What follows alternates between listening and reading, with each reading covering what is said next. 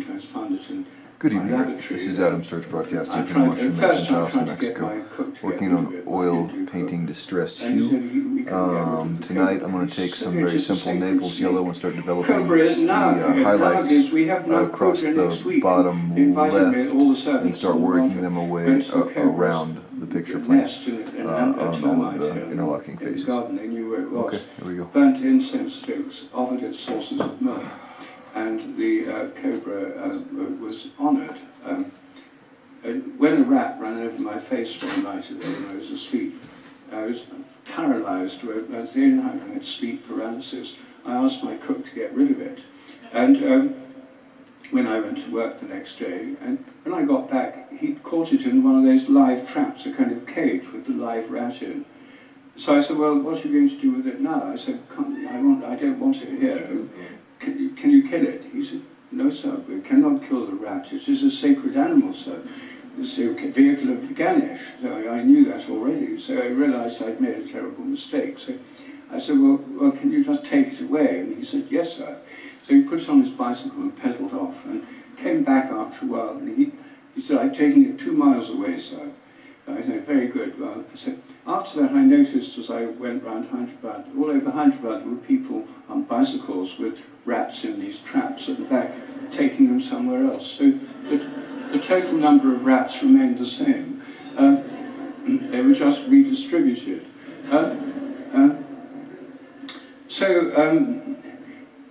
Anyway, I got really an interest in going to Hindu temples, discourses. I was doing meditation, I was doing yoga. At Cambridge, after my Malayan trip, I encountered LSD for the first time in 1971, which had had a huge effect on me in terms of opening my view of consciousness. In my case, it was all too true that cannabis proved to be a gateway drug to psychedelics. And this experience made me very interested in exploring consciousness without drugs. So I learned transcendental meditation and took up yoga, and as well, I continued that in India. I became very friendly with a Muslim family, and the grandfather of my friend was a Sufi saint. So I got to know this Sufi saint who became very friendly with, and I used to go, he was a poet, and I loved visiting him because he'd sit there in his wonderful brocade shavani, running his hands through bowls of jasmine flowers. And I wasn't used to this. So I thought religious people ought to be austere. But the lesson I learned from him was that no, all these pleasures are a gift from God. And and he had wonderful perfumes. He had beautiful clothes. He had lovely poetry. He'd recite to me, translated from the Urdu. And he taught me a form of Sufi meditation. So for a year or so I did a wazifa, which is like a Sufi mantra, and had this Sufi teacher. He died, and I was one of those honoured to carry his body to the burial ground. All of this was going on in Hyderabad, and I went to see a Hindu guru at an ashram and asked his spiritual advice, and he said rather unexpectedly, well, you come from a Christian family, from a Christian country. He said, all religions are paths to God. He said, you should take a Christian path. I thought, oh, that's a new idea. It hadn't occurred to me. Then I thought, actually, I'd had this huge blind spot. The only thing I'd never really thought of was Christianity, because the atheist propaganda I'd absorbed is really principally anti-Christian. It grew up in reaction against Christianity, and its primary target is Christianity. I started saying the Lord's Prayer as part of after my meditation, and then I started going to the local Anglican church, St. John's, Secunderabad, built by Royal Engineers in the colonial period, and really enjoyed doing that. I found, I really enjoyed being back with familiar words, the Book of Common Prayer, and I was confirmed in the Church of South India at the age of 34. But it still seemed to me a little bit lacking in some of the deeper aspects of spirituality. And then a friend who travelled around various ashrams told me about someone called Father B. Griffiths, who lived in a small Christian ashram in Tamil Nadu, right in the south of India, and said you should go and visit him. So I did. And I was absolutely amazed. Here was this marvellous man, tall, looked a bit like Gandalf. He was wearing orange robes, living in this Christian ashram. Been at Oxford, he was taught by C.S. Lewis. He became a great friend of C.S. Lewis's, who'd been a monk, a Benedictine monk in England, but had spent 25 years in India, integrating the Christian and the Hindu tradition. He was extremely well versed in the Upanishads, the Hindu mystical tradition. In the ashram, there's 2 hours meditation a day, an hour in the morning, an hour in the evening. I used to sit on the bank of the sacred river Corvery to do my meditation. There was yoga. And the midday service of Mass began with the chanting of the Gayatri mantra, which is one of the great Hindu mantras. And I said to Father Bede, how can you chant the Gayatri mantra in a Catholic ashram? And he said, precisely because it's Catholic. He said, Catholic means universal, and anything that excludes a path to truth is merely a sect. So I loved his view of Catholicism as a universal approach.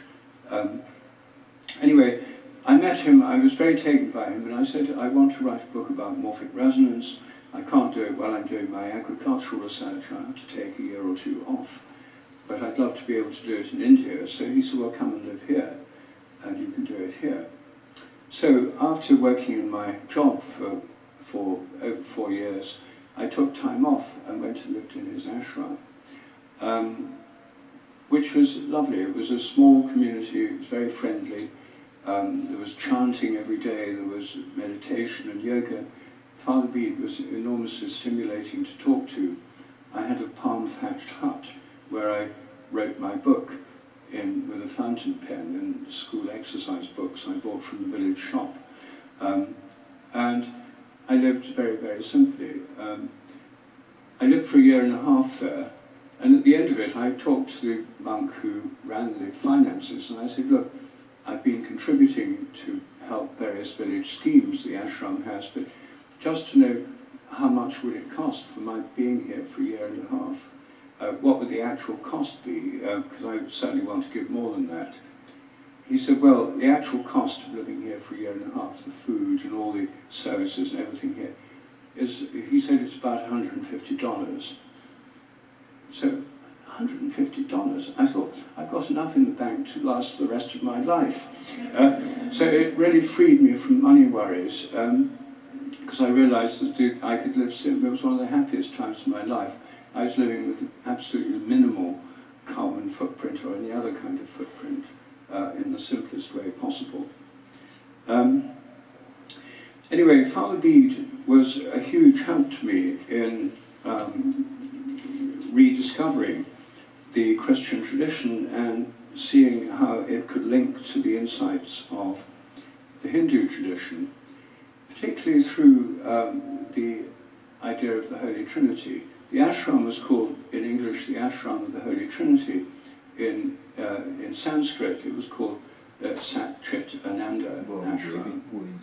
And as many of you probably know, the Hindu conception of ultimate consciousness or reality, especially in Advaitic Vedanta, is that the ultimate consciousness on which all else depends, on which the whole universe depends, on which all individual consciousnesses, yours and mine, depend, is called Sat Chit Ananda. It's threefold. Sat means being, it's conscious being. Chit means consciousness, the contents of consciousness, what you can know. And Ananda is bliss or joy. So the idea is the ultimate consciousness is the knower and also the known, because both have to be part of consciousness, knower and known. It's not an undifferentiated blob, as it were. There's a structure within ultimate consciousness, and part of its very nature is bliss or joy, which is why mystical experiences of connection with the divine are usually supremely joyful or blissful, because that's the divine conscious nature. And the Hindu view is that all forms of consciousness, including yours and mine, are part of that ultimate consciousness, a bit like sparks of the divine, or if you like, fractals. They don't use the word fractal, but like fractal derivatives. One of the very familiar similes that they use in India is saying, imagine seeing the moon reflected in hundreds of buckets of water at night. Every bucket looks as if it's got a separate moon in it. But it's the same moon, just reflected in all these different buckets, in each one set differently. And so our consciousness is part of the divine consciousness. And that's why through meditation, through going to the ground of our own consciousness, we connect with the divine consciousness. That's why meditation is such an important part of Hindu and Buddhist practice, and indeed of Christian contemplative practice in monasteries and convents throughout the centuries. So there are many forms of this Trinity. I mean, another Hindu version is with the three main gods, Brahma, Vishnu and Shiva. Brahma is the ultimate source or creator, the ground of all things. Vishnu is the god who preserves order and form, the preserver, keeps things in order and form. And Shiva is the creator and the destroyer, portrayed as in dancing or in flames of fire, or in the erect lingam or phallus, as the kind of energetic principle.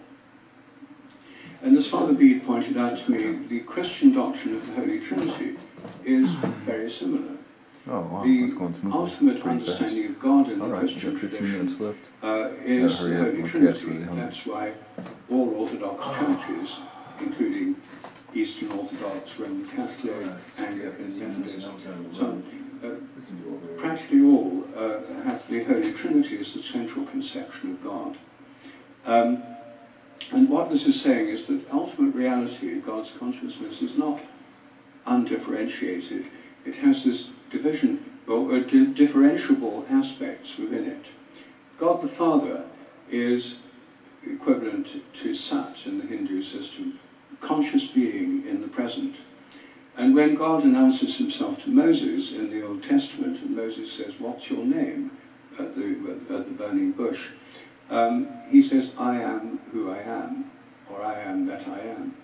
So it's conscious being in the present is the very definition of that aspect of God. Then the second person of the Holy Trinity is the Logos, the Word. In the beginning was the Word. The Word was with God, the Word was God. So the Logos is very similar to the Platonic idea, the ideas in Plato's philosophy in the Christianized form. It's the ideas, forms, patterns, structures of everything. It's what gives form, pattern, or structure to everything in the universe. Through him all things were made. The Logos, the second person of the Trinity, is not the same as Jesus of Nazareth. Obviously the whole universe wasn't made through Jesus of Nazareth, born in AD 0 in Nazareth or in Bethlehem.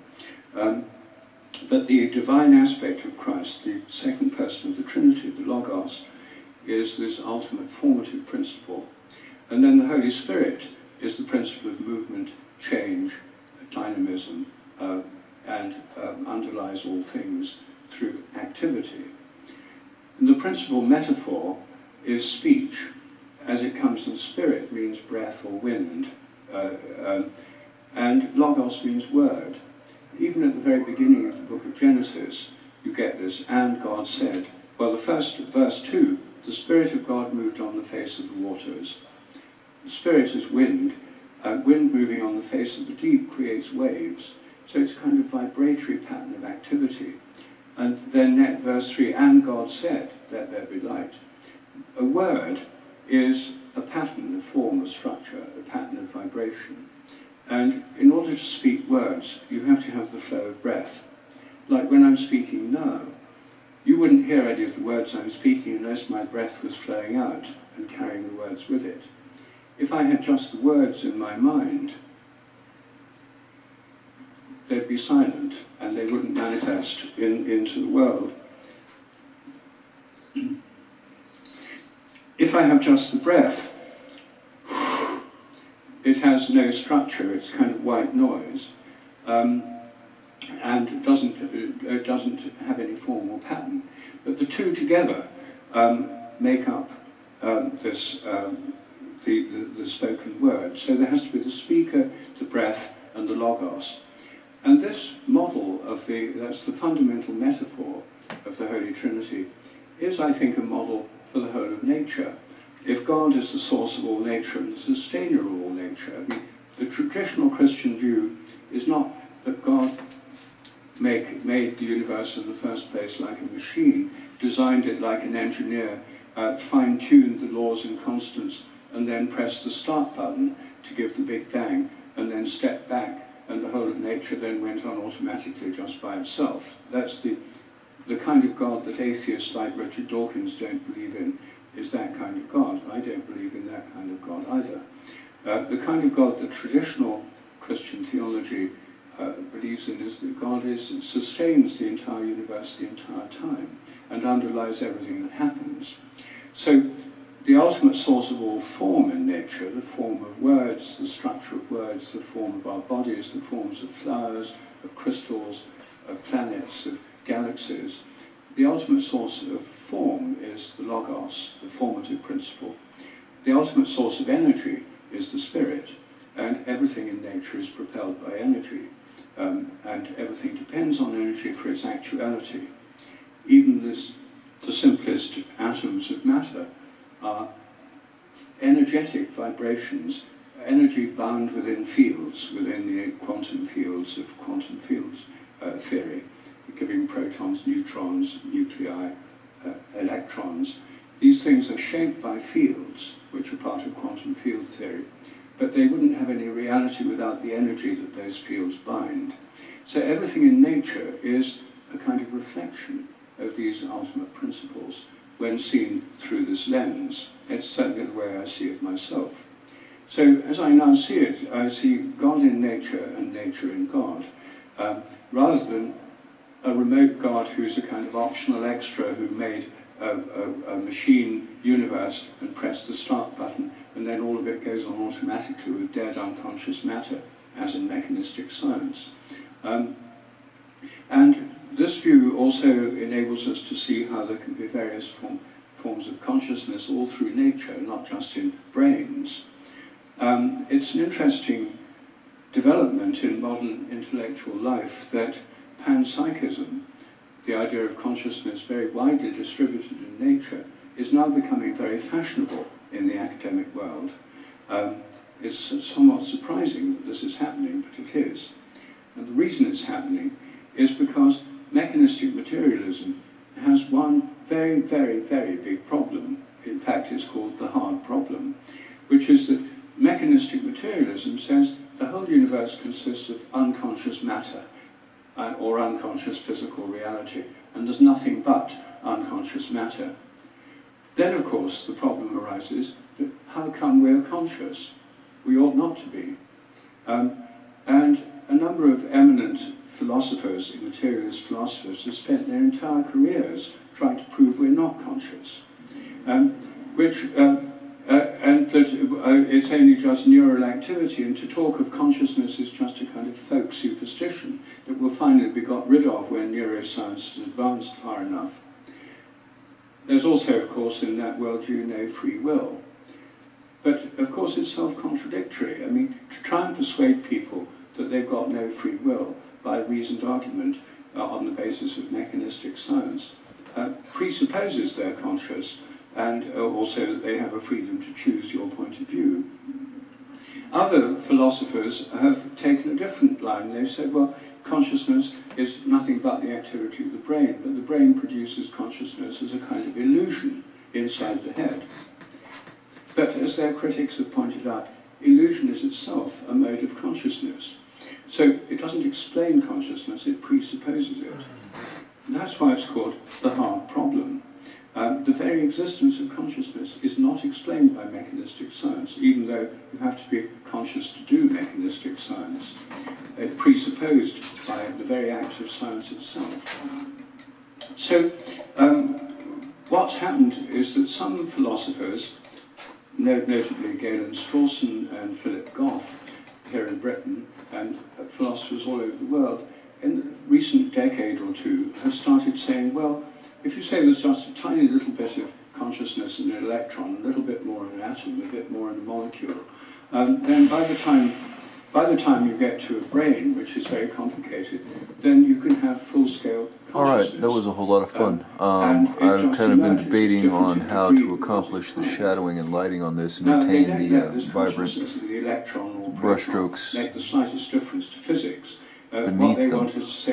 So what I'm going to do is do sort of loose, translucent they're trying to solve that problem the easy way. highlights and shadows and just build them up in The layers. problem is So that's layer one. you don't need And to as you can stop see, it's at the brain. starting to define I wrote a paper a couple of years faces. ago called "Is the Sun Conscious?" which and is still published in the Journal it of has a lot of Consciousness vibrance Studies. and the Taking energy of the at their initial word. brushwork, If which you is a lot think of fun. panpsychism means consciousness in So the next round will probably be quite a bit slower because we got to take the whites into the yellow. That was just taking some Naples yellow and bleeding out the deepest parts of the magenta edges. And if the sun's So that was conscious, kind then of what about the easy stars? going because they're And big. if the stars are conscious, then what about the whole And galaxy? Could there be a galactic mind? can move right along.